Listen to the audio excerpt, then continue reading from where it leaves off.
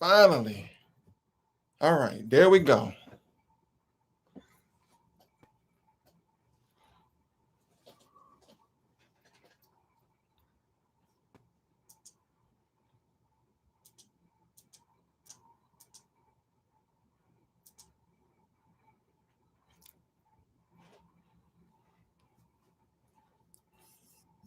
All right. Hey, y'all. Like and share this video. Like and share this video. Hold on.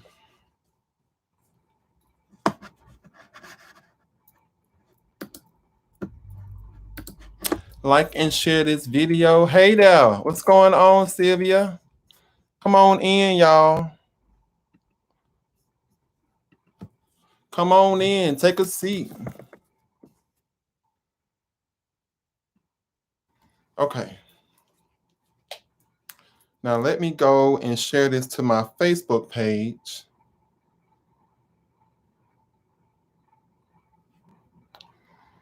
Sorry, I was having some technical difficulties.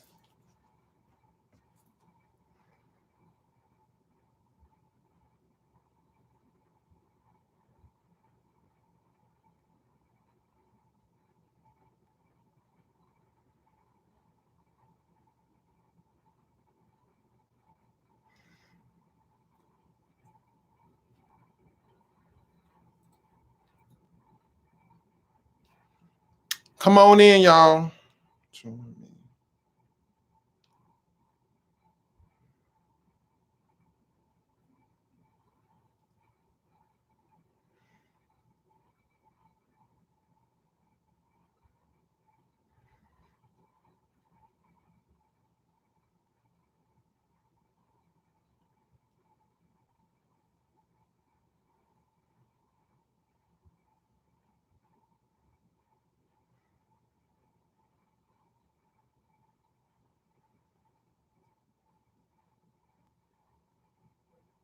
Oh, man. Come on in.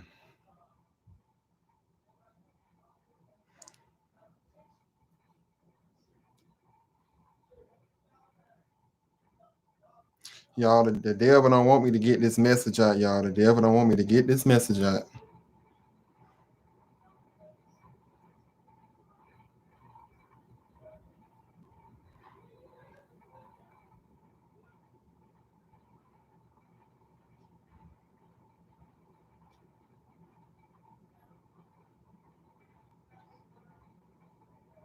Okay. So we got that. Come on in. Hey, everybody.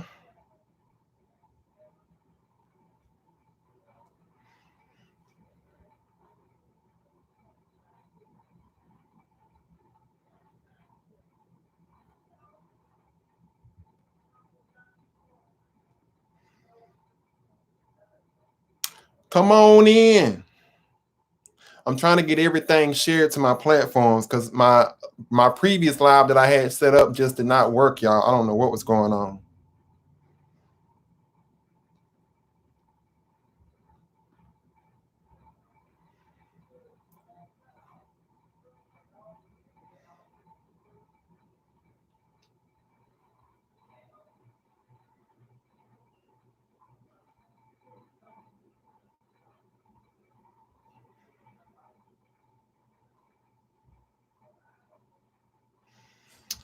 How's everyone doing tonight? Please be sure to like and share this video. It is important that you like and share this video.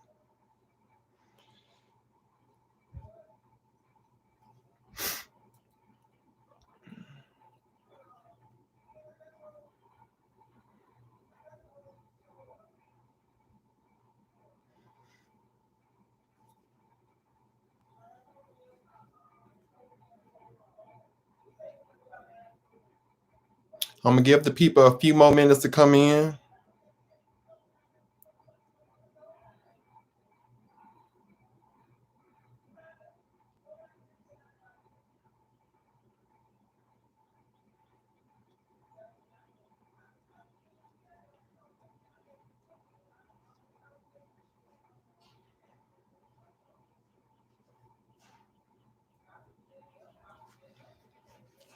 Hey, everybody.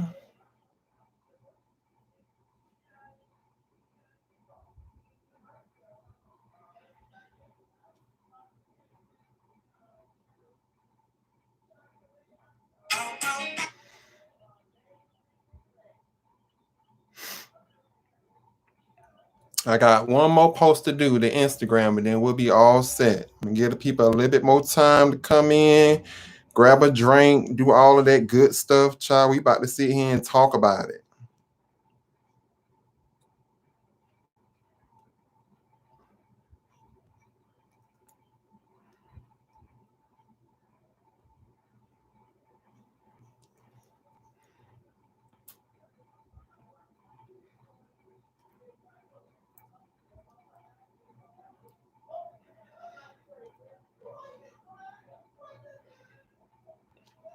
Y'all hear my family in the background, child. They so loud.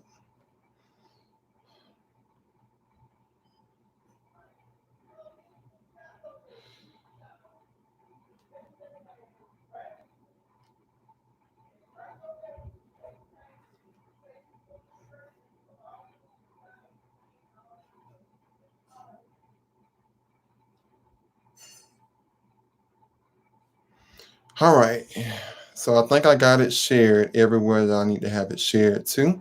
So without further ado, let's jump right on into it because I ain't gonna keep y'all all night. Y'all know I don't like being on here for a long time and things. All right. So how are we doing tonight? Where is everybody from? Who we all have on here? Be sure to sit here and drop in the comments. We about to sit here and get into a little chat, honey. Let me sit here and shut this door so I can talk like I want to. I'm up here looking shiny as I don't know what, but it's okay.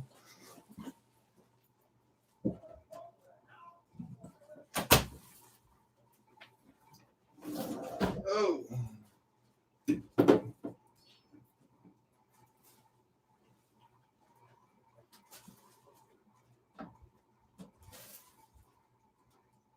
okay. Oh, all right. I'm back, y'all.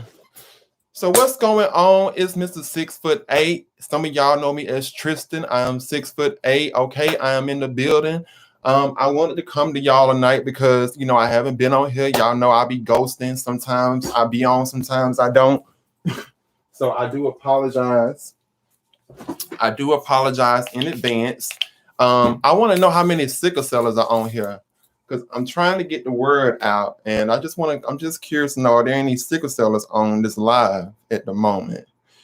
Be sure to share this live with your family. Be sure to share it on your Facebook page if you can, because I really want to say, I really want to get into it and talk about a lot as it pertains to sickle cell, because I feel like that the people do not know. There are a lot of people that don't know about sickle cell, don't really know too much about it.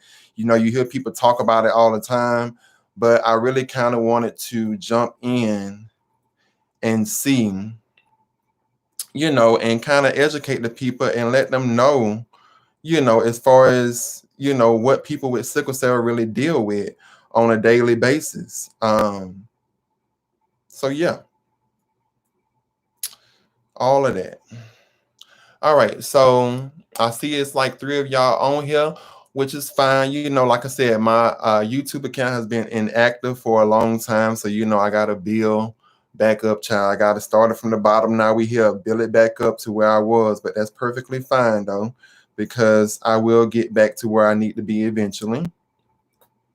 So with that being said, does anyone, before I go into details, does anyone know first off what sickle cell is? Like, can anyone tell me in the comments what sickle cell is? I'm gonna wait for the comments and then I'm gonna sit here and, kind of give you the scientific definition. So can anyone in the comments tell me what sickle cell is? Just let me know.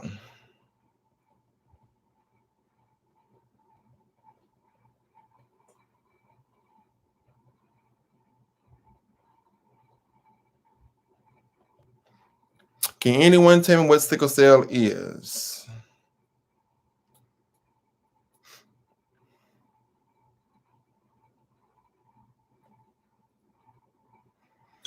I'm making sure that I can hear myself first of all while I'm sitting here talking. We got an offer online. Mm, mm, mm, mm, mm, Tsunami mm. Poppy, capital T, $sign. Can anybody tell what sickle cell is? Anybody see what sickle cell is? Sorry for the feedback, y'all. Sorry for the feed.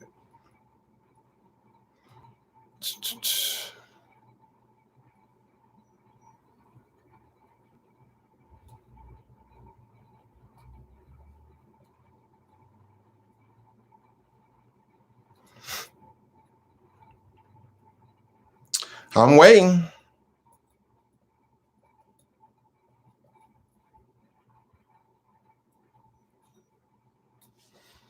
All right, so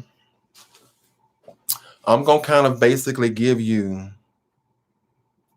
what the scientific version of what sickle cell is.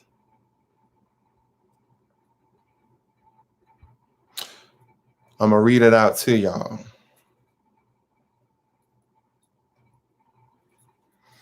All right, so sickle cell is a group of blood disorders typically inherited from a person's parents. The most common type is known as sickle cell. It results in an abnormality in the oxygen carrying protein hemoglobin found in the red blood cells. This leads to a rigid sickle-like shape under certain circumstances. Problems in sickle cell disease typically begin around 5 to 6 months of age. A number of health problems may develop, such as attacks of pain, which leads on to sickle cell crisis. Hey, Angel, as well as problems, as well as, excuse me, I lost my place, y'all. Okay, so this leads to a rigid sickle cell-like shape. So basically, kind of to break it down, because I don't like the definition. So basically, sickle cell is a blood disorder. Basically, it's the red blood cells, not really giving enough oxygen, due to you're not producing enough healthy hemoglobin. At least that's what I've always been taught is what sickle cell. But the actual scientific definition of sickle cell is kind of a little different than what my doctor described it to me. So a scientific definition is it results in the abnormality in the oxygen carrying protein hemoglobin found in red blood cells. So basically, your body is not producing enough hemoglobin, which as a result leads to lack of oxygen, which as a result leads to you being in a lot of pain. So just to kind of give you a backstory with myself, I've always had this disease. A lot of people, I feel like there's a misconception there. They think that, and I've been asked the question on what age did you actually get sickle cell? And when people ask me that, I kind of be like, what? Because I'm like, there's no such thing of when did you actually get sickle cell. It's more of a thing of, at what point maybe did the sickle cell started flaring up more than, normal or whatever the case. But there's no such thing as when did you get sickle cell, because technically you're born with it. Hey, congratulations, Angel. Technically you're born with it. So, basically it's a genetic disorder. And as a result of that, if both of your parents, let's just say both of your parents have the trait, if both of your parents have the trait, and with it being a genetic disorder, basically you're passing it down from one generation to the next. If both parents have the trait, then possibly there's a chance that the child may have sickle cell, which is what happened to me. I have an older brother. My brother is 5 years older than me. My brother does not have sickle cell. However, it bypassed him, and I actually got sickle cell type SS, which I kind of get into the different types as well later on. So I have sickle cell type SS. And, typically people with sickle cell type SS, as society teaches us, and I say society because, of course, that's much different, than what actually happens in real reality. So, with type SS, basically it's considered in society to be the whole full blown thing, meaning that you got the whole creme de la creme. You got the disease, period. That's it. But people that have sickle cell SC also can go through sickle cell crisis. They also can deal with, certain things that may lead to being in pain and having to, take meds for it. So it's not just limited because people have type SS. You can have other types of sickle cell and still, you know, be considered having to deal, with this chronic illness. So that's one misconception that a lot of people have, is the different types and exactly what does the different types entail. Now, with that being said, a lot of the times the questions that I get with sickle cell is that people want to know, how does a sickle cell crisis occur? So typically, in a normal person's, body, and I say normal person's body, like a person that doesn't have sickle cell, their hemoglobin and their retic count and their belly ribbon, all of that stuff runs fine. In a person with sickle cell, the belly ribbon, as well as hemoglobin, as well as retic count, these are the things that doctors look for whenever you go to the ER. So as a result of that, because these are things that doctors look for, these are supposed to be the measurements of what actually dictates whether or not if you're supposedly in crisis. Even though I don't agree with that, because your numbers does not have to always be elevated or de-elevated, as I want to say. I don't know if that's the word, but either elevated or de-elevated. It does not have to sit here and be one or the other just to be considered that you're in a crisis, because you can be in a crisis and your numbers be just fine, because you got to keep in mind your blood is not like everybody else's. Just like with us, we can't even donate blood. Like whenever they have the Red Cross and stuff like that, we can't even donate blood because of the fact that our blood is not really considered, to be healthy as far as in another person's body, because, it's much different. It's not to say that it's going to cause some kind of like, oh my God, your arm or head is going to fall off. Nothing like that.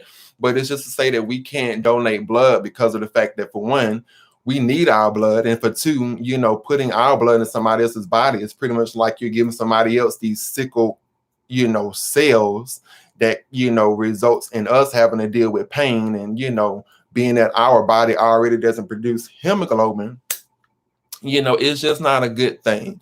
So with that being said, just to kind of, backtrack, I personally, there can be different triggers. A lot of people say, well, what triggers sickle cell? There can be different things that actually trigger a sickle cell crisis. And like I said, you don't always have to have bad numbers.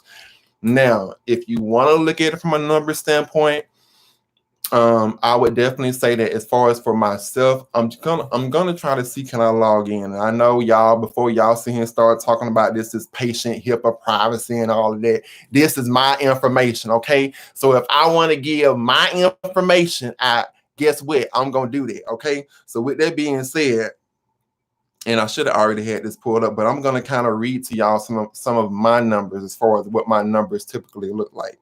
Okay, just to kind of educate the people, because I want people to be educated and to know these things, because I feel like that we as people don't really know too much about sickle cell. So let me pull up my last test results. Okay, so yesterday I wasn't feeling well. I came down with a sinus infection. My throat was hurting. I was in a lot of pain. Long story short, I ended up going to the ER. Now, the reason why I ended up going to the ER is because, like I said, if you're in pain, your meds at home and not working, the last thing that you want to do with sickle cell is just to continuously keep taking meds, and the meds are not doing anything, for you as far as helping your pain. So, I ended up going to the ER. And of course, when you go to the ER, one of the first things that they do is that they run your numbers to see exactly, where you stand at. Hey, Royal, they run your numbers to see exactly where you stand at as far as like your retic count. So when they run your numbers, they're looking for certain things. So I'm just gonna kind of share with you here, some of the things that they're looking for. So when they run your numbers, they look at your red blood cell count, okay? They look at your hemoglobin. They look at your what they call hematocrit. I'm gonna spell that for you because you know I'm country. So that's hematocrit. They look at your MCV value, which I have to look that up. Some of this stuff, I'm gonna be honest, y'all, I don't really know about. I'm still, as a person, still being educated. So it's not just a learning experience for me, but as far as for everyone else as well. So they look at your platelets, which I've heard that your platelets can also dictate how much pain or how much you're in crisis. They look at your like lymph, I think they call it like lymph nodes and stuff like that. They look at that, which is like supposedly supposed to tell like if it's a sign of infection. They look at your hemoglobin. So they look at all of this stuff. They look at your belly ribbon, which I mentioned earlier, that your belly ribbon that your belly ribbon can actually, to the doctors dictate how much you're in a crisis and stuff like that. So they look at all of this just to kind of paint a picture for you. So yesterday I went to the ER, okay? And my white blood cell count. Now, typically with sickle cell, it has been stated that if your white blood cell count is elevated, it's supposedly a sign of infection. Now, for us sickle cellers, we do get sick a lot. And a lot of times what tends to happen is that whenever we catch like a common cold, our bodies can't fight it off that well. So as I had mentioned to you, I had a sinus infection, right? So because of that, that's probably the reason why my white blood cell count was kind of elevated. So my white blood cell count was showing it at a 12.40. The normal range, standard range for a white blood cell count is anywhere from 3.40 to 10.80, according to this chart here that I'm reading, okay? So mine was a 12.4 something. The standard range is anywhere from 3 to 10.80. So that kind of lets you know that, my white blood cell count was elevated, which is, once again, some of the things that doctors do or may check on to see, exactly what's going on in your body. Typically, if your white blood cell count is elevated, then typically that could be signs of an infection. So that was elevated, okay?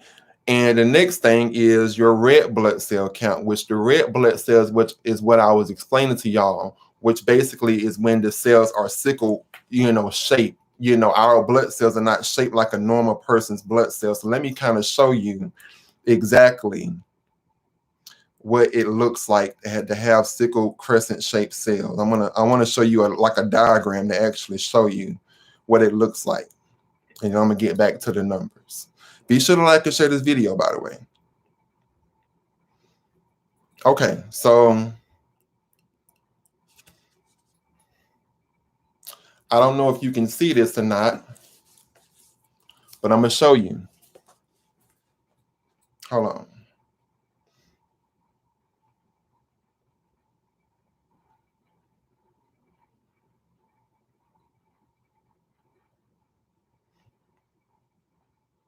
Hold on 1 second, y'all.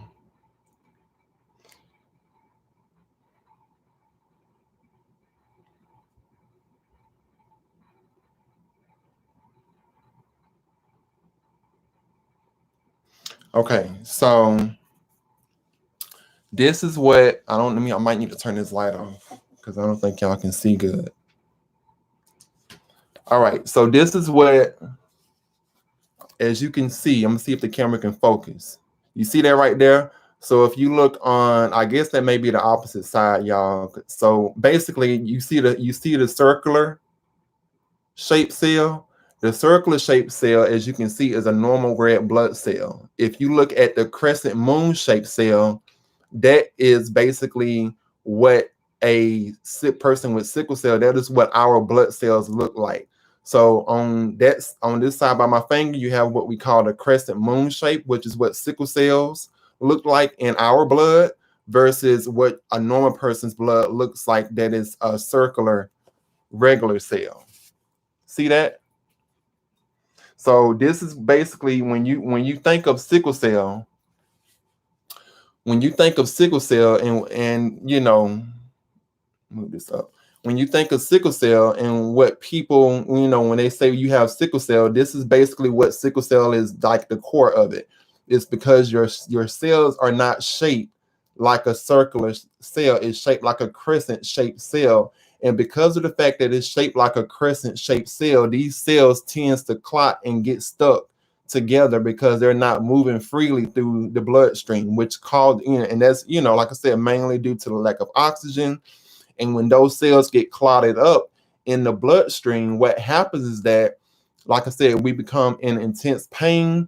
We're not feeling well. Our bodies tend to, basically just shut down, those crescent shaped cells. So that's basically what the gist of sickle cell. When you talk about sickle cell and what sickle cell looks like, this is what sickle cell looks like, that crescent shaped cell. So just to kind of give you, I'm turning the light back on, just to kind of give you a brief overview of what the actual, whole sickle cell term sickle cell comes from, as far as that actual image of it, what it looks like in the body.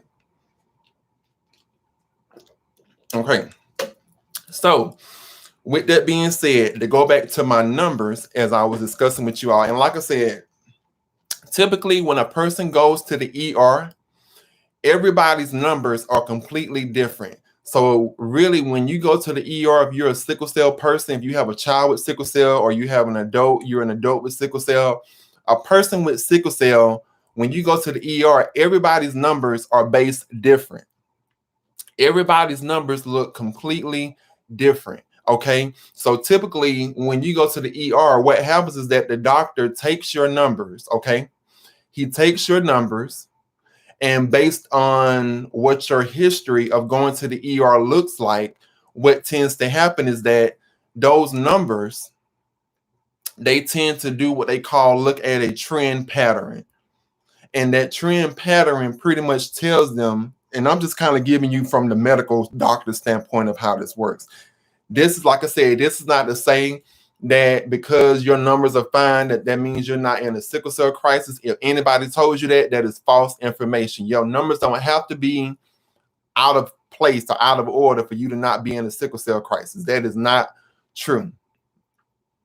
Your numbers, let me say it once again, your numbers do not have to be out of place or out of order in order for you to be in a sickle cell crisis. Your numbers can be perfectly fine, and you can still be feeling bad and going through all kinds of stuff, because you got to understand, sickle cell is mainly when the body is overexerted. As far as from my definition, I gave y'all kind of like a little bit of the medical definition, but as far as from my definition, it's anytime the body is overexerted. And when the body becomes overexerted, when the body pretty much is being pushed to the max, whether you're being stressed out at work, whether you came down with some kind of cold infection, whether it is you have ended up, playing basketball, running track, anything that has to do with your body's being put on attack. If the temp drops all of a sudden, and your body has to adjust to that, that alone can throw you into a sickle cell crisis. It's so many different things that can trigger a sickle cell crisis, and it all leads back to the body being overexerted by something. Basically, it's like the body fighting itself, okay? So just to kind of get that out. Now, so to go back to my numbers, because I wanted to talk to y'all about the numbers here. So my hemoglobin, when I went to the ER yesterday, because like I said, I wasn't feeling well. I was going, like, y'all, I'm telling y'all, I know I look fine now and everything. And that's the one thing I hate, is that people think because you look good on the outside, that means that nothing is wrong on the inside. That is not true. You can be looking 100% amazing and still be feeling bad. This sinus infection I had been fighting, I finally was able to get a Z-Pack last night. And for me, Z-Pack is what worked. For whatever reason, any other antibiotic I take does not work for me at all when it comes to getting rid of like sinus infections, upper respiratory infections, colds. A Z-Pack, as far as out of the hospital, that's what works for me. Now, if I'm in the hospital, they're probably going to give you something like Levaquin, which is a strong antibiotic. So basically, my sickle cell crisis, which they told me last night that technically I'm in a sickle cell crisis by their terms, because like I explained to y'all before, the doctors look at your numbers to try to dictate. Most doctors looks at your numbers to try to dictate, most doctors looks at your numbers to try to dictate as far as whether or not if you're in a crisis, and that's false. I feel like people should just throw that whole conception out, because that's a misconception. So my numbers from last night, now typically my hemoglobin normally runs at like a 9 or a 10. But last night, like I said, I got my test results. My numbers was like a 8.0, which a 8.0 for hemoglobin, it's not really bad. It's kind of like average, what I would say as far as for someone, I guess dealing with sickle cell. I mean, like I said, everybody's numbers is trends differently. You could have a lower hemoglobin and still be fine, but for me, my trend as far as the trending from one test result to the next when they test for my blood, typically is anywhere from a normal healthy is like considered to be, and I'm saying quotation marks because like I said, you don't have to have numbers in order to out of whack in order to be in a crisis. But it's typically anywhere from like 8.0 to 10. Now, with that being said, 2 weeks and a half ago, I was really sick and admitted to the ER, admitted to the hospital through the ER. And the reason for that was because of the fact that I was in a like really bad state. So my hemoglobin at the time had dropped from like a 9 to a 6. For me, that's very low because my hemoglobin normally never runs that low. Mind you, a lot of people with sickle cell has to get blood transfusions in order to get those numbers back up to where they need to be at. Now, unfortunately, what happened, in my case was that in order to kind of get me to feeling better, when I got admitted, which I kind of go into that as well, is that they had to give me a blood transfusion as well as, give me IV fluids, which is normally D5 saline. For those of you don't know what D5 saline is, D5 saline is basically like IV fluids, but it has like, if I'm not mistaken, other components in it to help with the hydration of your body. It's not like regular saline that they like use in fleshes and stuff. Is much different in that. So they gave me D5 saline. They gave me Dilaudid, Benadryl, Zofran.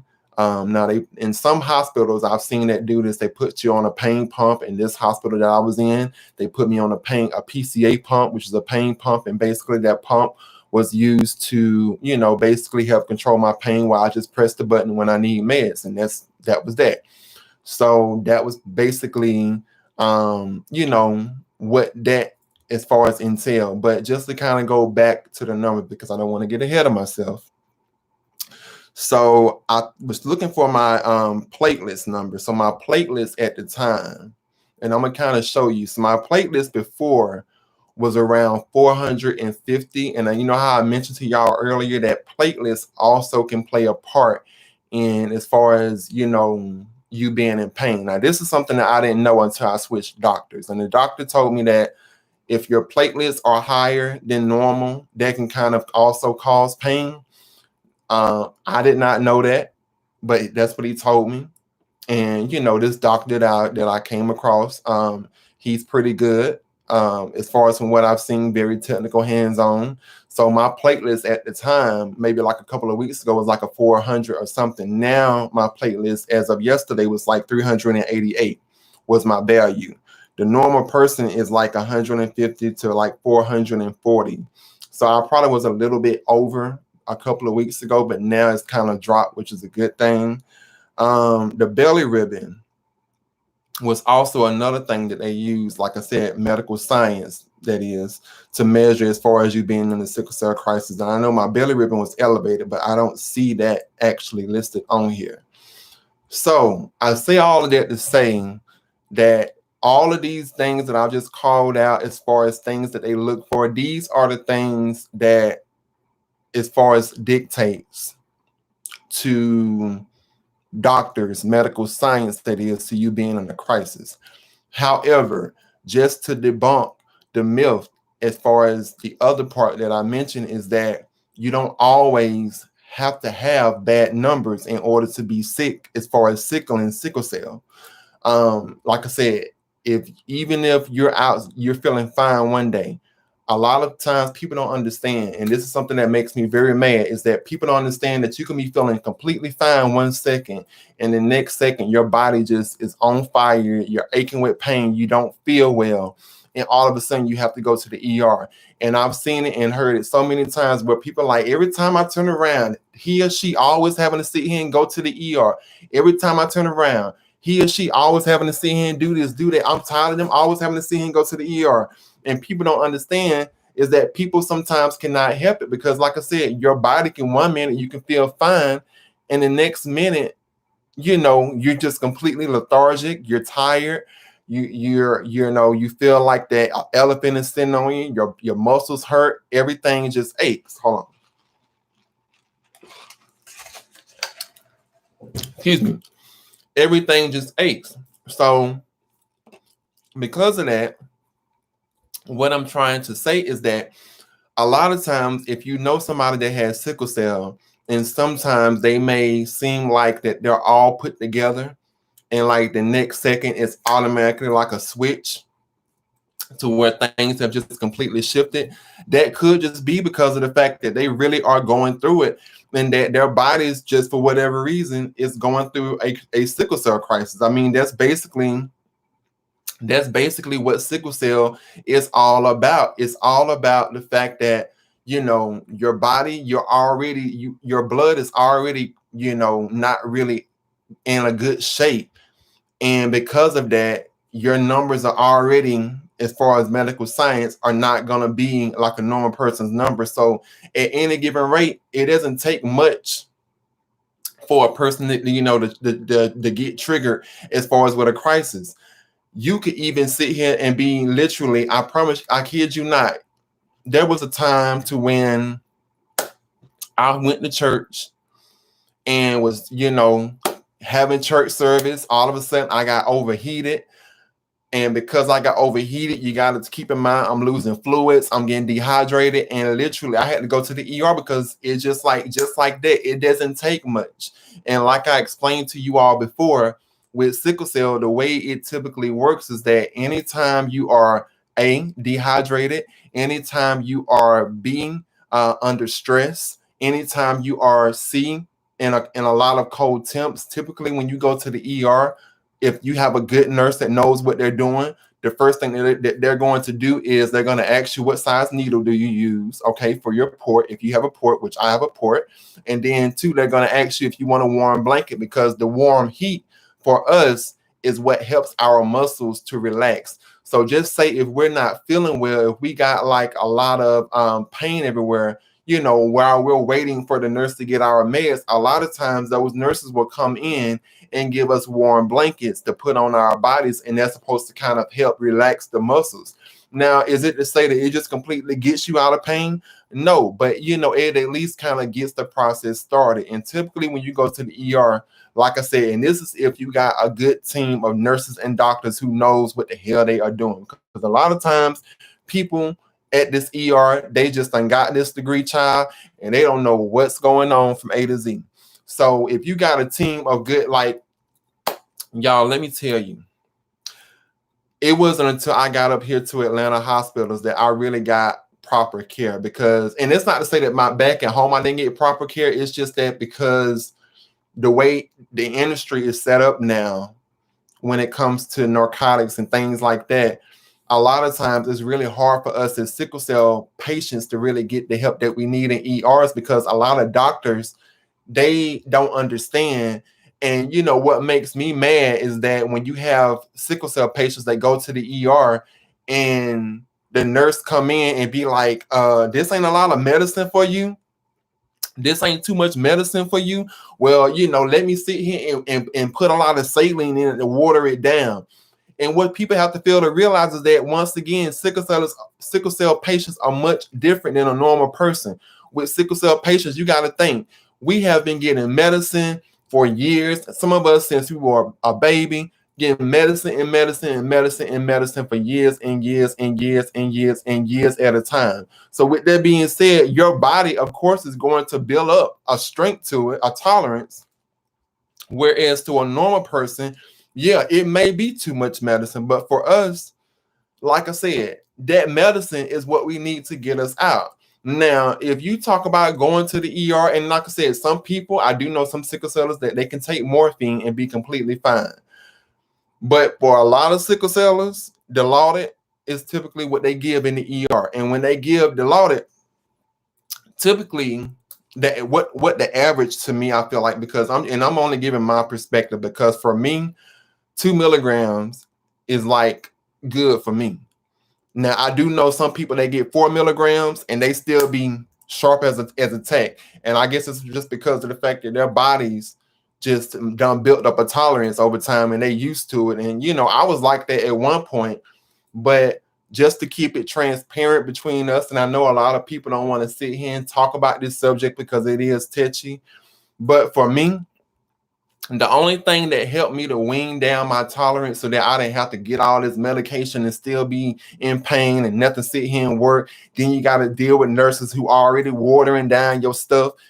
The only thing that helped me is that I actually went to a rehabilitation clinic that helped me to safely wean myself off of all of this stuff, because y'all got to understand, for myself, I didn't have any issues with sickle cell until I hit like 20 years old. So what ended up happening is that when I hit like maybe around like 20 and 19 in 2008, I had what they call I had pneumonia, walker pneumonia. I had a gallbladder infection, which typically people with sickle cell lose their spleen and gallbladder at an early age. I lost my gallbladder at 19, which was kind of a late age. I still have my spleen, but I don't have a gallbladder. So I had a gallbladder infection. I had a pneumonia, and I had a what they call sickling in your liver. So basically, what sickling is in your liver is that sickle cell basically attacking your organs, and because of that, you got to think in mind all of this stuff happening at once. And mind you, remember I told y'all the body cannot fight. The body cannot fight off all of this stuff at once because of the fact that you got all of this sickness attacking you. So if your immune system is already weak, if you're already not strong enough, your body cannot handle, as far as you got pneumonia, a gallbladder infection, you got your liver failing, like something got to give, bro.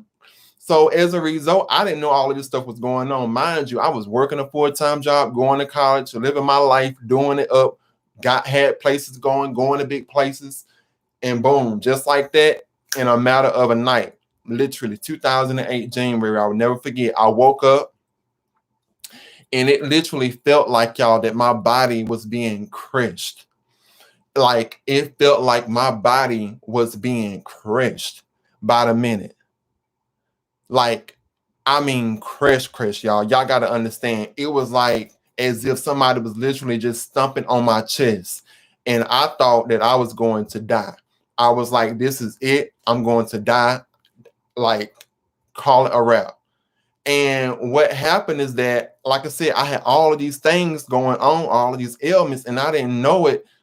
And eventually, because my body was already overexerted from all of this stuff going on, I'm walking around thinking I just maybe had like maybe a flu, or maybe I just hadn't worked too hard. I didn't think that I was in an actual sickle cell crisis, but my body actually went into a sickle cell crisis, which as a result, because I waited so long, they ended up having to put me in the ICU. There are 2 days of my life to where I can't even sit here and recall anything, because I literally just coded out and they had me in the ICU and I don't know what happened. All I can tell you, I woke up in the ICU 2 days later, they told me. And even when I woke up, everything seemed like a blur. And it still, like, to this day makes me kind of emotional, because I'm like, I really could have been dead had I not went to the ER, but I would never forget that experience. Long story short, they ended up having to take my gallbladder out. I had to be put on a lot of antibiotics.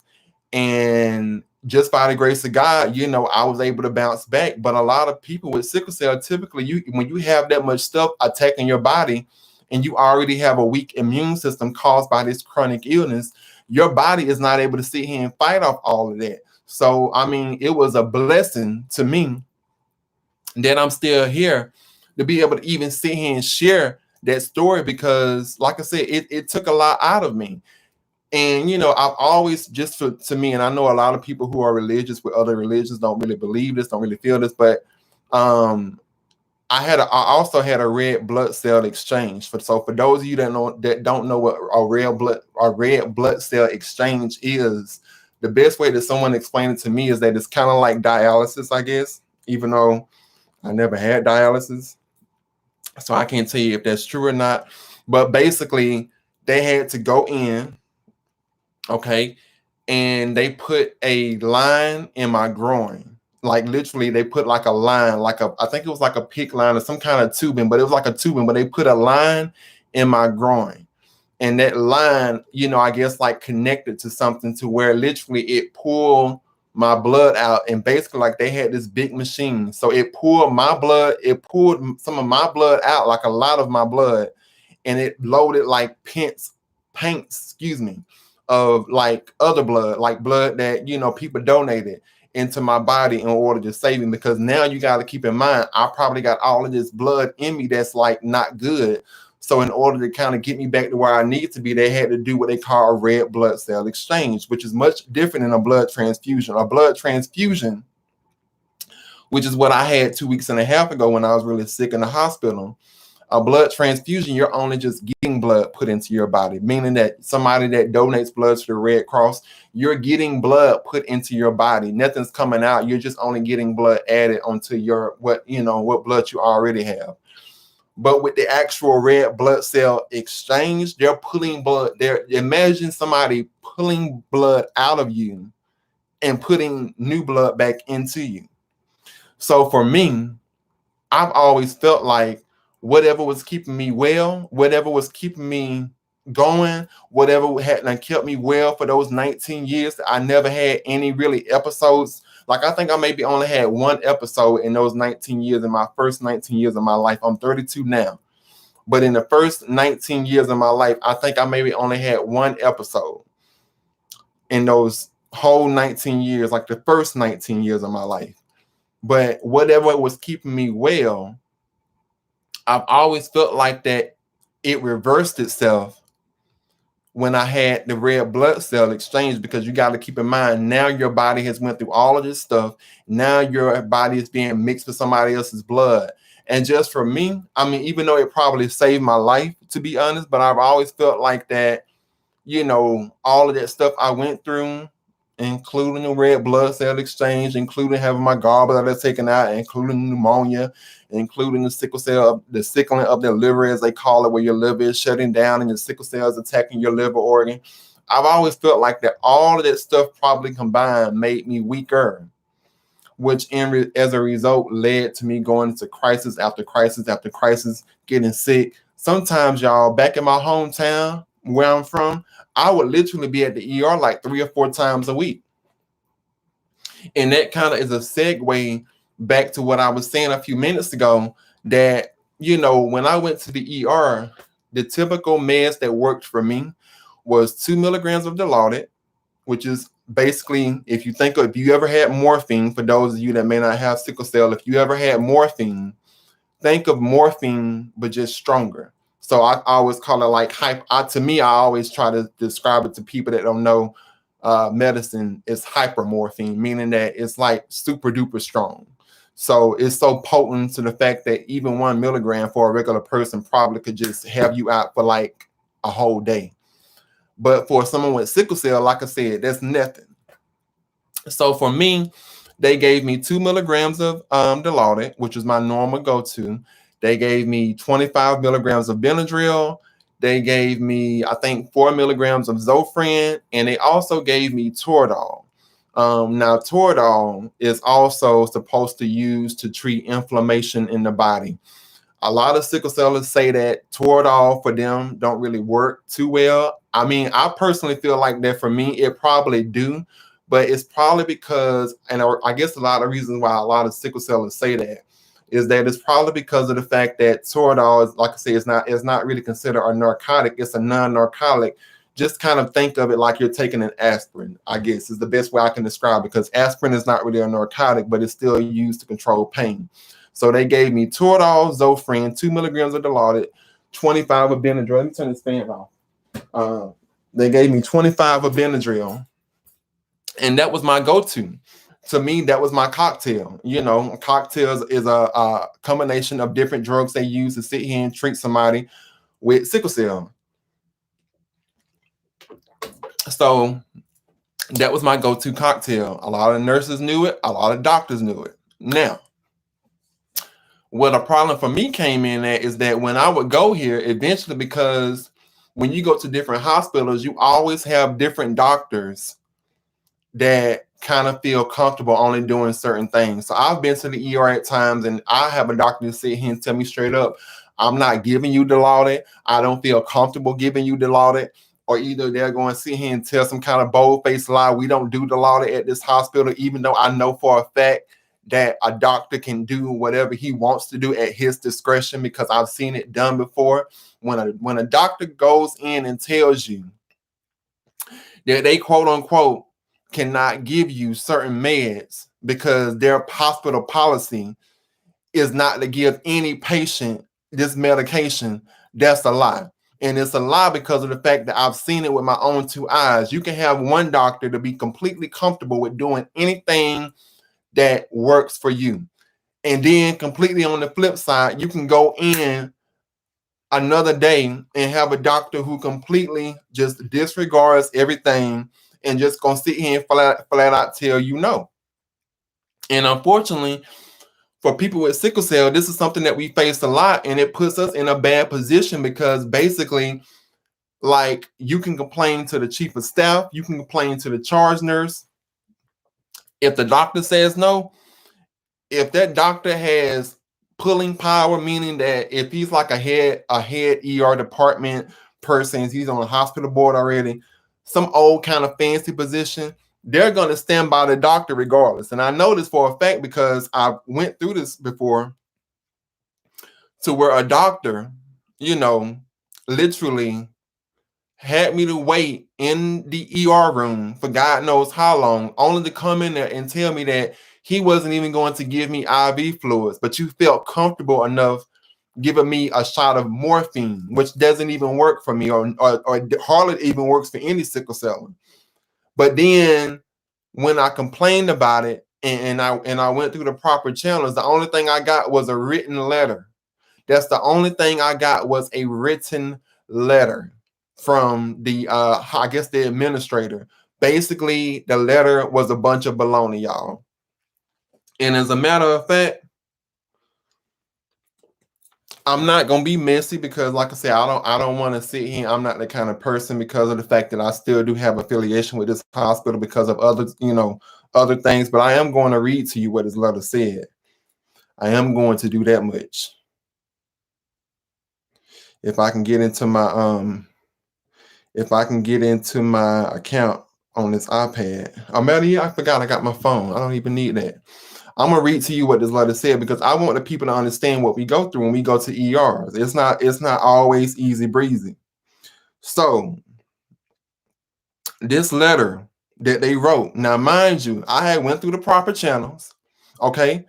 I complained because of the fact that you got to understand, I came in here sick.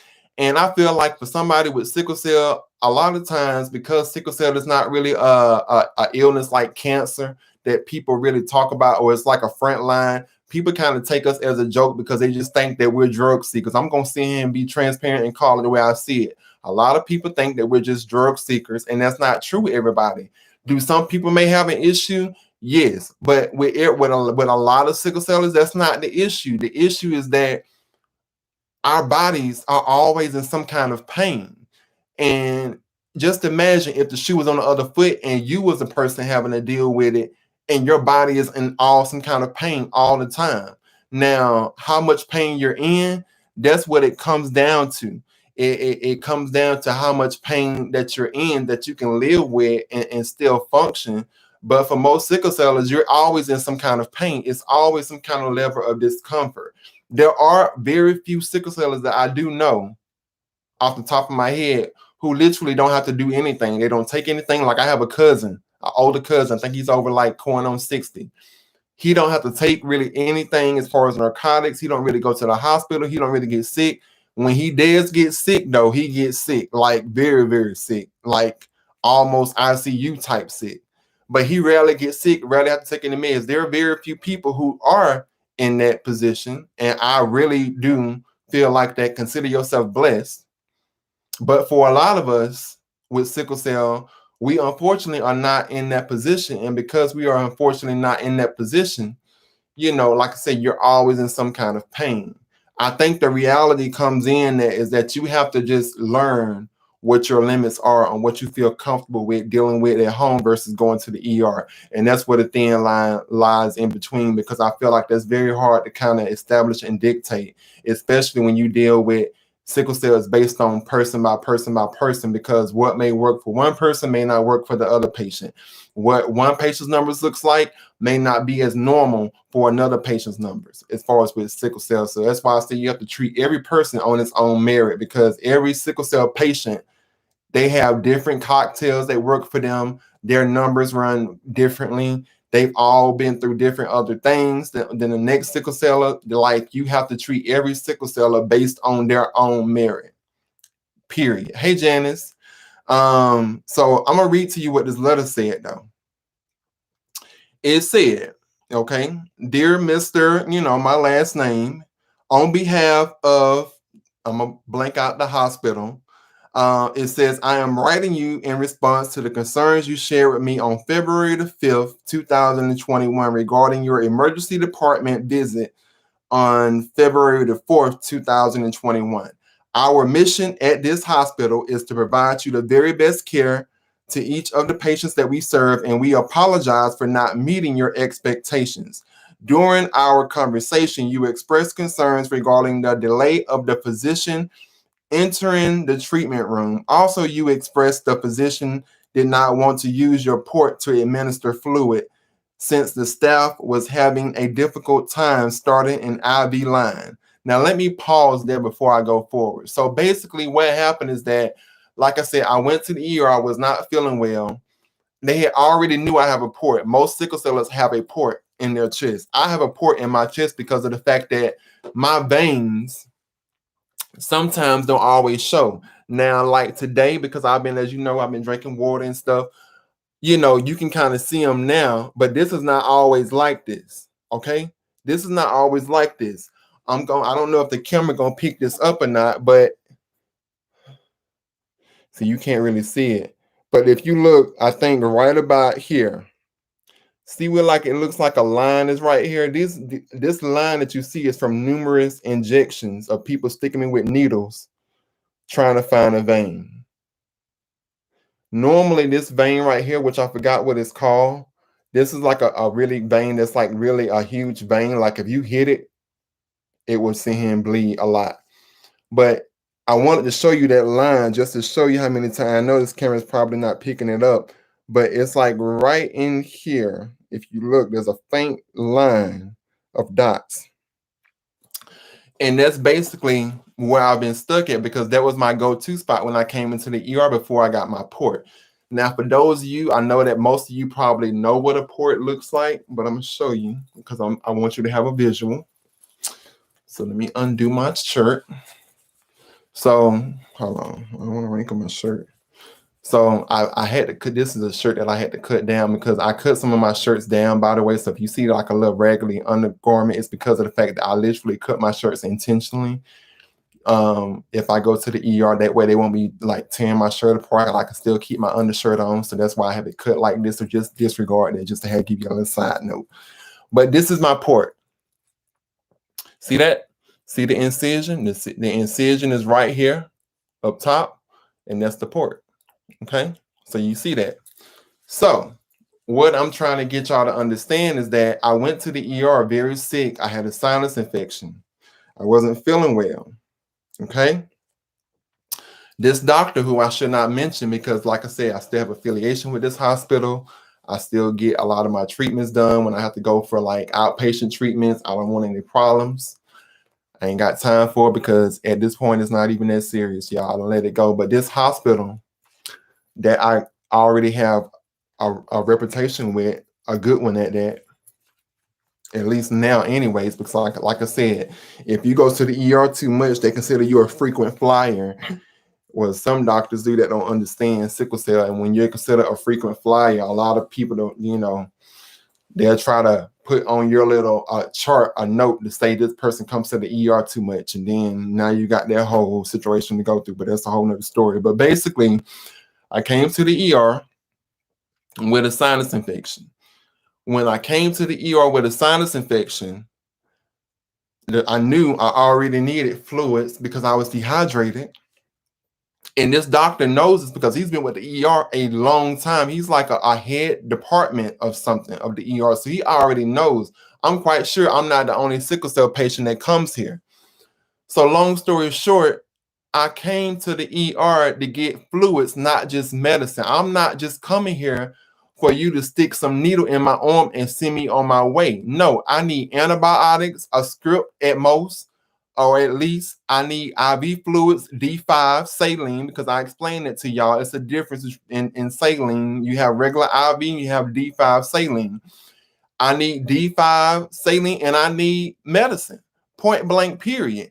So he gonna waltz his ass in here talking about and he already, like I said, I've already had run-ins with him. I already know what it was given. I already knew when I saw him on the board. And that's what be tickling me, y'all, is that the name already on the board.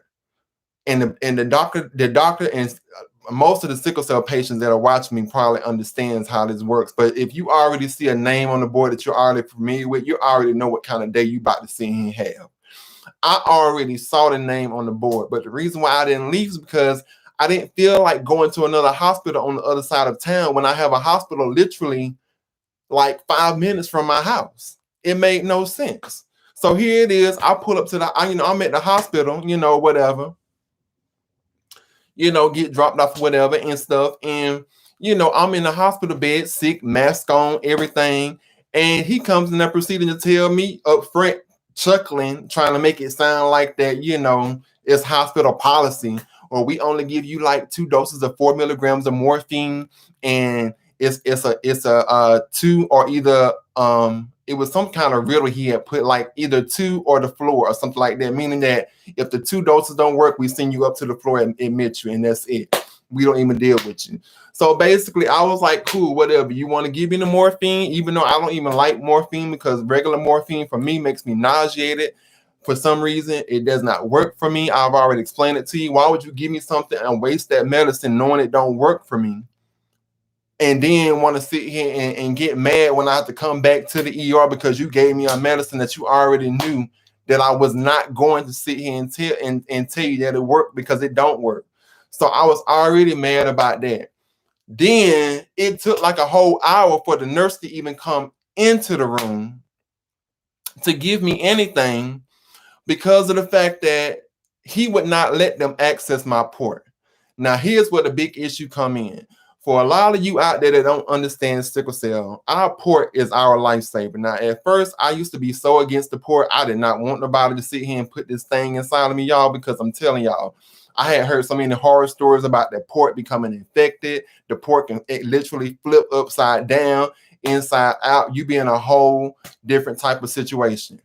So long story short, the nurse came in there. They told me they had to sit here and get an IV line started. Mind you, I'm dehydrated. I'm telling you, I'm dehydrated. So you're not going to find a vein.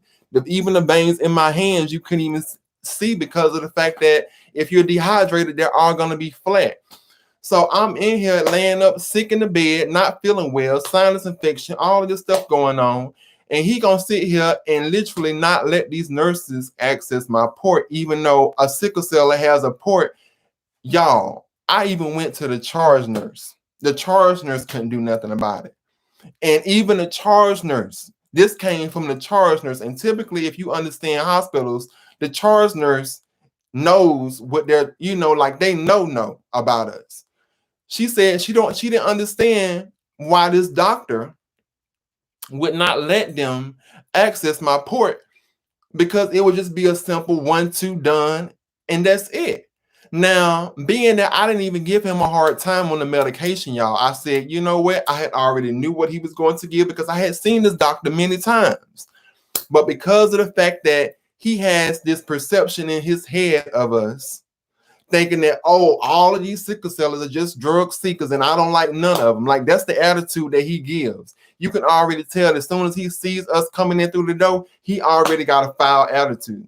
And it made me mad, because this was one time I really needed medical assistance, like dog. Like, I'm not feeling well. Like, I don't want to be here as it is. And here you is giving me a hard time. And even my nurse looked stressed out, because she didn't understand why this doctor would not let them access the port.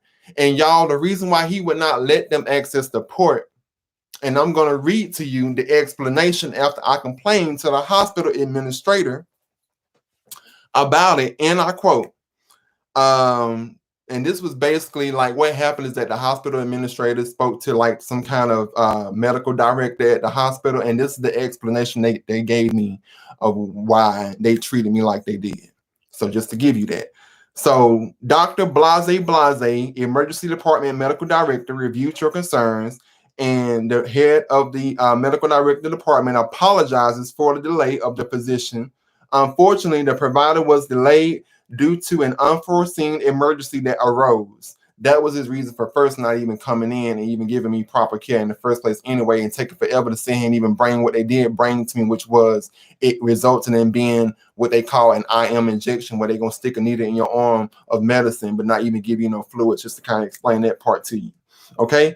Due to an unforeseen emergency that arose, please know that we will continue to work towards providing care as quickly as possible. Also, Dr. Blase, medical director, spoke with the doctor who assisted me, this doctor, Blase, your attending physician, who advised that since you were not in distress at the time, IV fluid was not necessary, and your condition could be managed with fluids by mouth.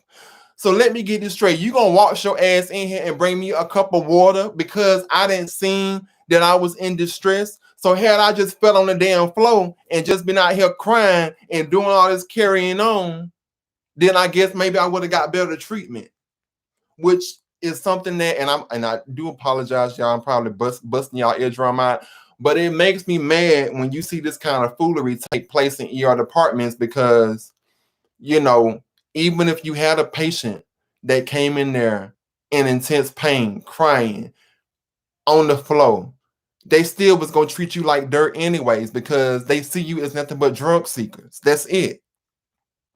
Now, this is not to sit here and say that every single doctor is like this, but I'm saying that a lot of doctors are like this because they don't understand. They have no compassion. They just got a medical degree and that's it, period. So that was the excuse. And then they said that we apologize if this was not clearly communicated to you. Although we cannot erase the experience you had, we can assure you that your feedback is beneficial as it gives us a view of our care and service from the patient perspective.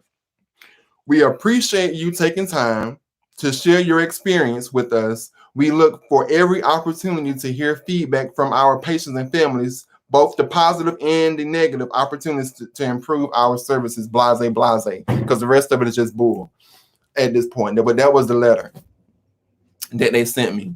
Now, mind you, I turned around and called the lady back, the person who I complained to, the administrator, and left a voicemail expressing my, being not pleased with this answer that they gave me because that was not good enough.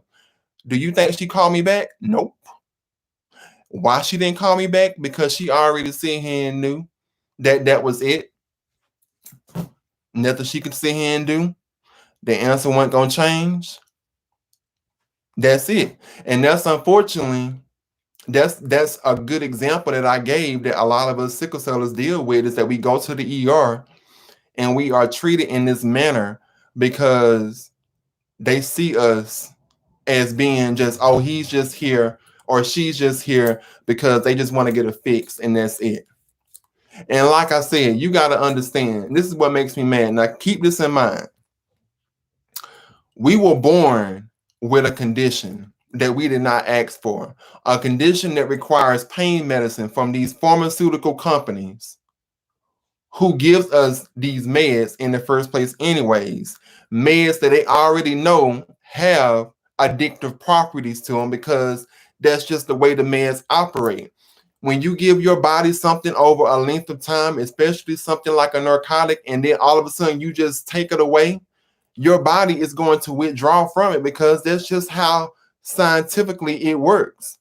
That's the nature of the beast. That's not to sit here and say, oh, well, we went through withdrawals because we was on drugs. No, it's to sit here and say that this happened because this is just how it works.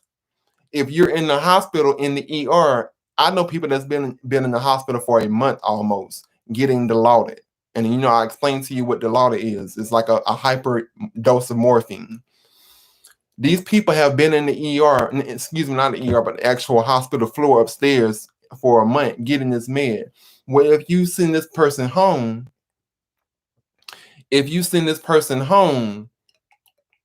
and you don't have this medication that's been in their system, what do you think is going to happen? What do you think is going to happen? I'm just saying, what do you think is going to happen? That person, of course, automatically is going to go through withdrawals. So I'm saying all of it to say that this is not something that we're just bringing on ourselves. This is something that's just the way science works. So the fact that when you go to the ER, people want to have the audacity, these doctors, okay, who's supposed to be so well educated, gonna have the audacity to sit here and tell you, oh, you're here seeking drugs again.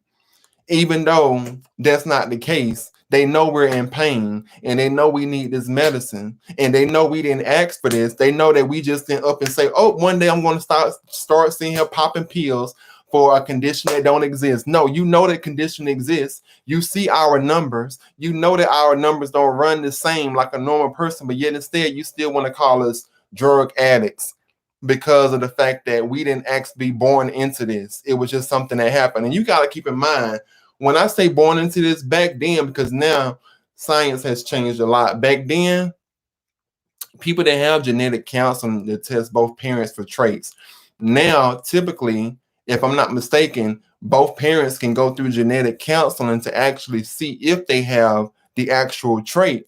Because if both parents have the trait, there's a chance your child probably gonna have sickle cell. And that's what happened with my mom and dad. My mom has a trait, my dad has a trait. So because my mom has a trait and my dad has a trait, I have sickle cell disease in its entirety. And it skipped over my brother. And that's just what it was. Being that I have the whole entire type SS disease, if I have a kid, I don't even need to be with somebody that has a trait. I can automatically pass it to my child because I have the whole disease, the whole chronic illness. That's just how it works. So this is something that, like I said, just happened because of, something that two parents came together with a trait and boom. Now fast forward, you having to deal with all of this. These doctors know this. They understand this. But yet instead, a lot of sickle cell patients are judged. And just to kind of share with y'all, I actually know people who have passed away, rest their soul, because of the fact that they got tired. Y'all, and think about this. They got tired of having to always deal with doctors. They got tired of always having to be misjudged. They probably got tired of family members always being like, you at the ER all the time. I got to take you to the ER. They got tired of going to the ER and having to literally fight just to even get an ounce of relief. And literally stayed home instead of going to the ER. And that one time they didn't go to the ER was the time that they ended up passing away because their bodies was in a crisis. And unfortunately, at some point, when you get to a certain level, that's all you can do is go to the ER and hope for the best. And it's sad that it even comes to that, but a lot of people get tired of putting up with this stuff from people that don't understand our condition. And you would think, when you think about stuff like cancer, okay, you think about stuff like diabetes, you think about stuff like heart disease, all kind of stuff. You always hear talk of that stuff a lot, but if you really think about it, you don't really hear too much about sickle cell because, like I said, it's discriminated against. It's literally discriminated against. I hope I'm not disconnected, y'all, because my thing just popped up here. Let me make sure.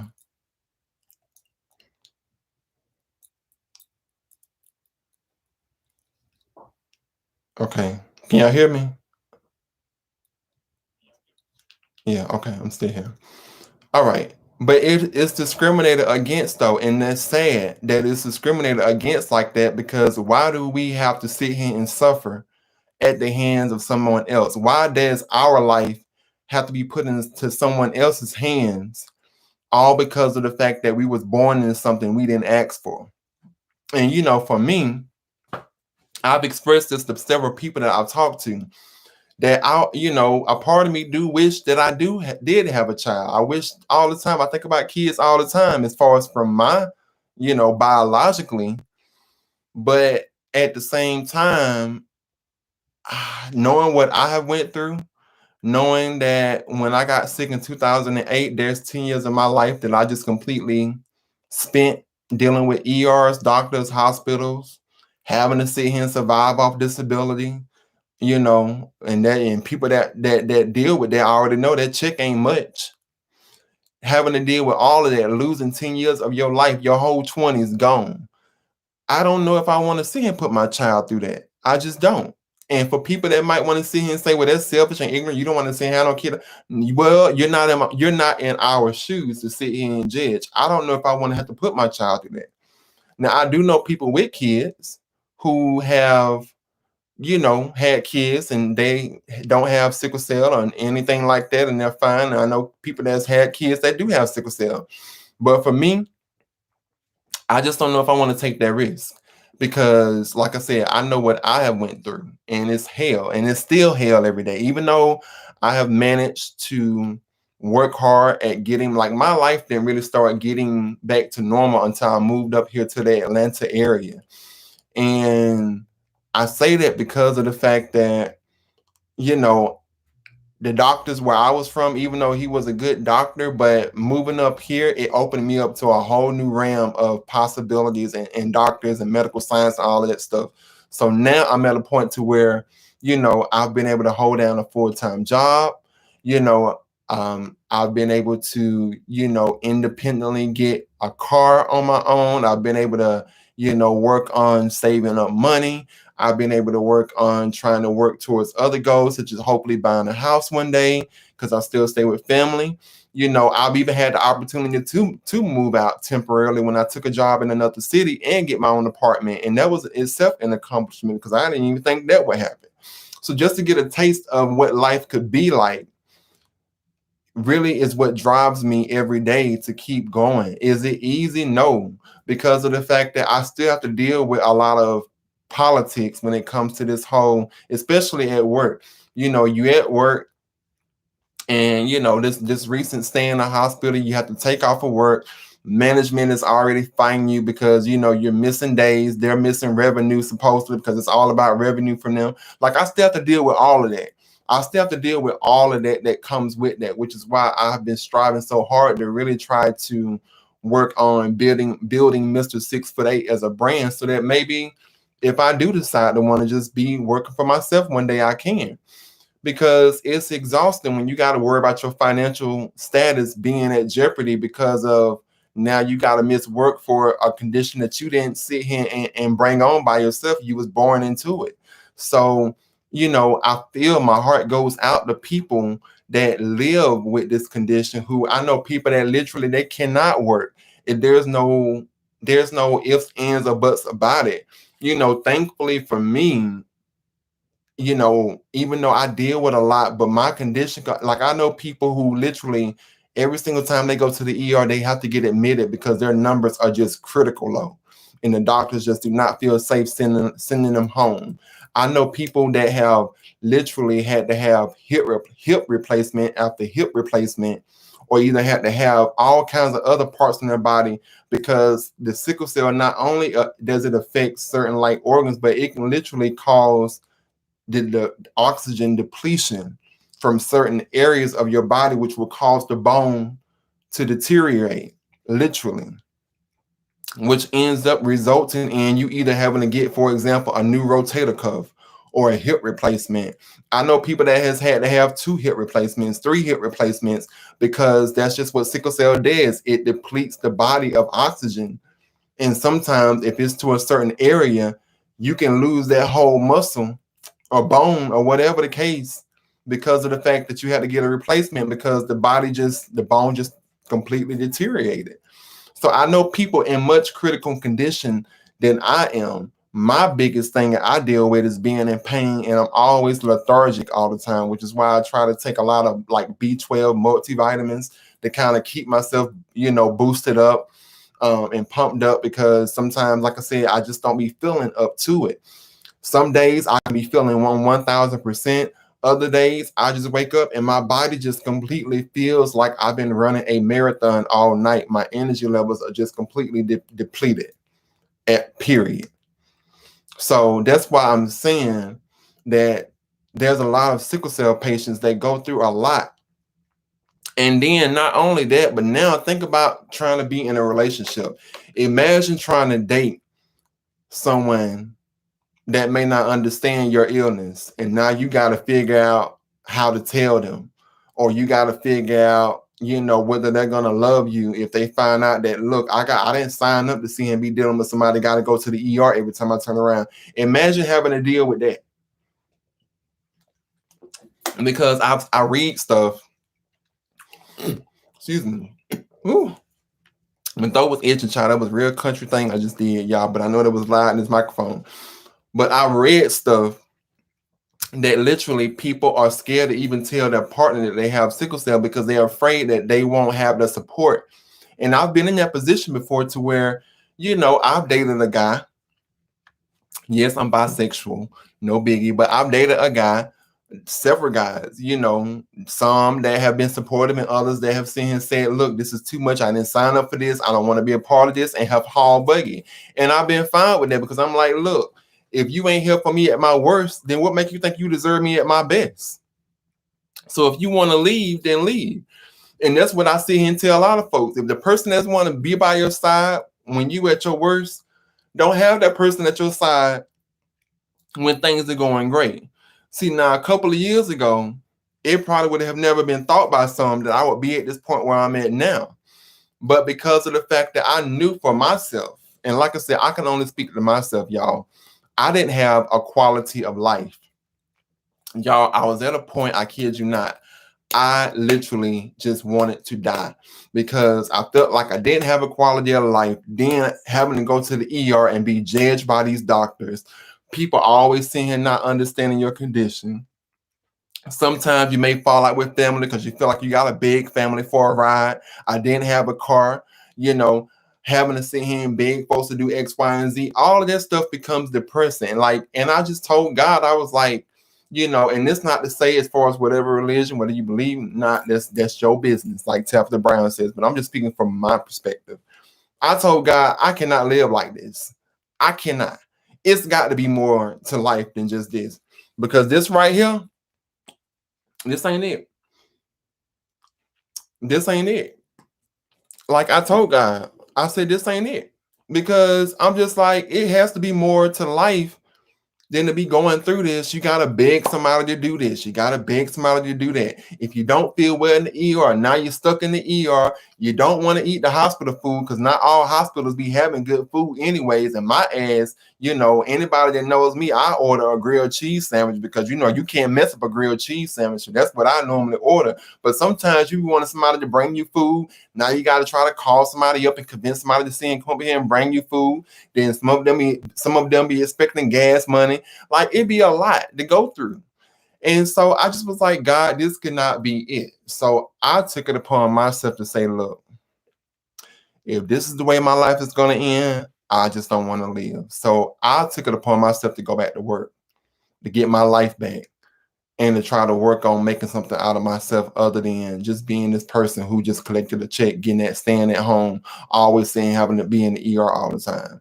And it wasn't until I made that decision, it wasn't until I actually put forth the effort and applied myself and really pushed myself, even though it did cost me a lot of times ending up in the ER because I, don't push myself too hard. And even people used to tell me all the time, why would you give up a life the way you didn't even have to work versus now you got to deal with corporate America again? That was because I just did not want that life for myself of feeling like I had to depend on somebody else for every single thing. That's not a good feeling. And sometimes you get to the point where you tired of having to beg folks. So I just decided I wasn't about to sit and keep doing that. Like that was to me, that was depressing, like depressing. So once I made the decision to do what I did, yeah, I took a lot of hits. Yeah, I went through a lot of stuff to get back to this point where I'm at now. But at least I can say that I didn't let this disease just overconsume my life. At least I tried to do something about it.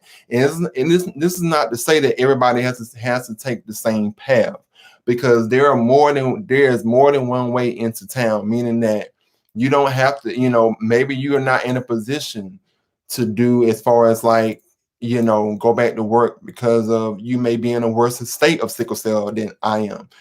But you can still find, YouTube. I've been able to monetize off of YouTube and make money off YouTube. People with sickle cell can do the same, get paid by Google. That doesn't really require much. You just simply turn it on your phone and just recording the video. Like there's other ways of generating revenue and making something, as far as making something happen in your life, especially when you're tired of having to beg somebody else for something. You can obtain life in other different ways than just going back to corporate America. I took that route because I always wanted to work in corporate America. It was always a dream of mine. So I went and took that route because of that, as well as going back to school. But I'm not saying that has to be the same story for everybody. You can sit here and take a different route and still get the same results. You just went a different way about it. Point blank, period. But for me, I just was like, look, this is it. I'm over it. I'm tired of people sitting here putting labels on me. I'm tired of people sitting here putting limitations on me. I can't do it no more. So once I made it up in my mind, applied myself, that's when things started happening. So now fast forward, like I said, I got a full-time job that I made a career out of. I have a YouTube channel that, I've built from the ground up. I've been able to sit here and reestablish myself from every standpoint, that you can think of as far as the necessities that are needed in life in order to survive in this world. And I'm blessed for that. Do I still have a lot of bad days? Yes. Do I still get depressed? Yes. And the reason for that is because when you have went through a lot, sometimes you can put certain expectations on yourself to be hard on yourself. And I know that's probably not healthy to sit here and do, but sometimes, yeah, I am much harder on myself probably than I should be, because I know with myself, I'm afraid of not succeeding as far as getting to that goal that I need to get to in life. Because one thing I have learned, nothing in this life is for free. And if you really want something, like if you truly want something, you better off doing it by yourself. Don't ask nobody to co-sign. Don't, if you're trying to get a car, don't ask nobody to sit here and co-sign for nothing. If you can't get it on your own, you keep working until you can get it on your own. Because I'm telling you, when you finally do get stuff on your own, can't nobody's control or dictate anything. So that's my advice to you. If you can go out there and make it happen, no matter, and it don't mean that just because it took Tom 2 years that it has to take you 2 years. I had to learn that. I've lost almost pretty much at this point 10 years of life, when I wasn't, as far as making these steps because of dealing with sickness. So, I'm just now at the point where I'm, trying to finish up school, and I'm just now trying to get financially established. But I know people well off already done had kids, done bought 2 or 3 houses, done did all of this. And I used to sometimes let that get to me, but God had to sit me down and tell me, look, just because your journey may be at a little slower pace than somebody else's does not mean that I will still not give you the desires of your heart. It just means that you had to see and take a different route. And that's how life works. Everybody has to go through their own journey. We all have purposes in life and journeys to go through, because we have different missions or different purposes that we have to fulfill in life. So whereas somebody's journey may be different than yours, it does not mean that you have to take that same route. Sometimes you may have to detour, and that's just the way of life. So, I think that kind of, and even with dating, even if you're out there trying to date, my advice to you is that if a person's going to love you, they're going to love you regardless, no matter what you're going through. So if you deal with somebody who may turn their back on you because of you got something that, you have, whatever, and it doesn't even have to be sickle cell. It could be anything else. Don't get discouraged. Just understand that that person wasn't meant for you. And just be thankful that you dodged that bullet.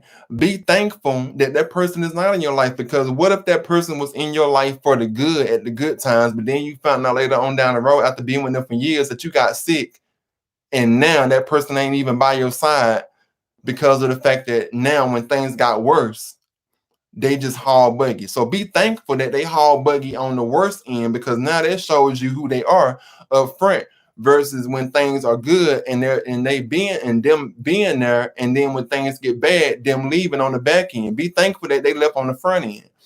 And that's what I had to realize, for myself. So, me being a single man, it does get, I guess you would say, depressing at times, but I've learned to see and say, hey, when it's my time, it's my time. Everything doesn't happen, until God's time. And so, when it's meant for me to find that one, then God will bless me with that man or that woman. But until then, I just keep pushing and keep trucking along and doing what I need to do as a man and handle my own needs and business. But I do hope that this video in some shape or form has helped kind of educate, just to kind of at least give you a little insight on what people go through that deal with, sickle cell.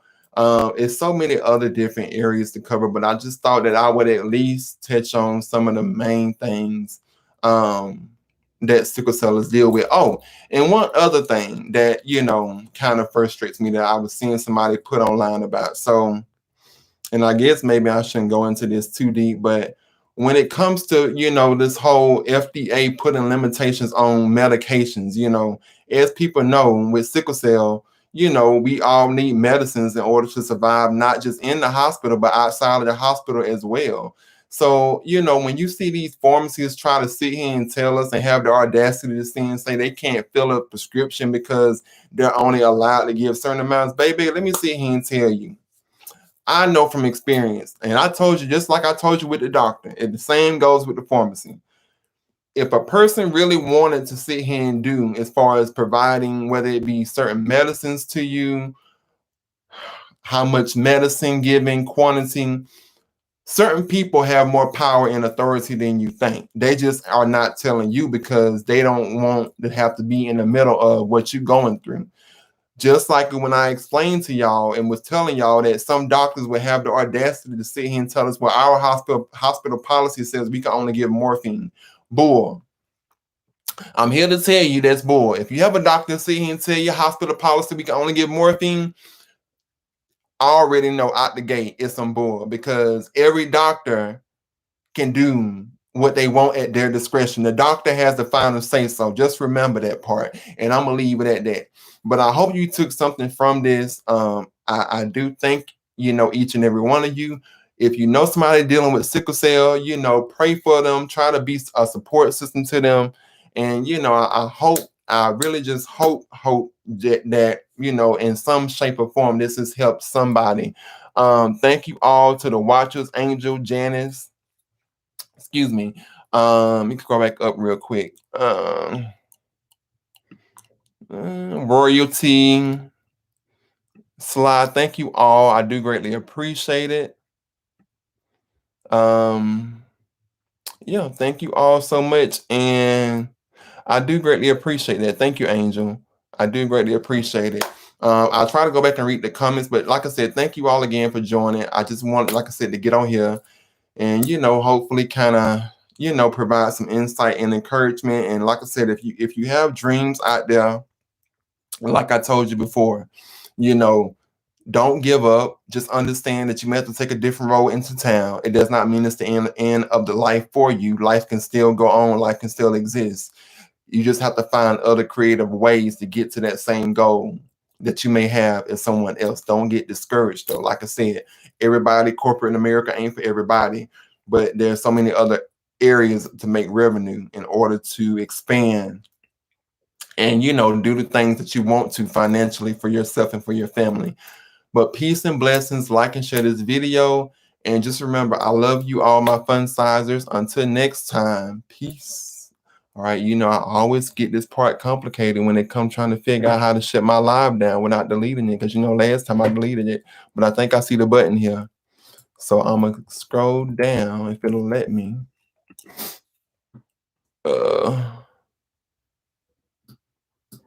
If it'll let me. Okay, I think I see the button, y'all.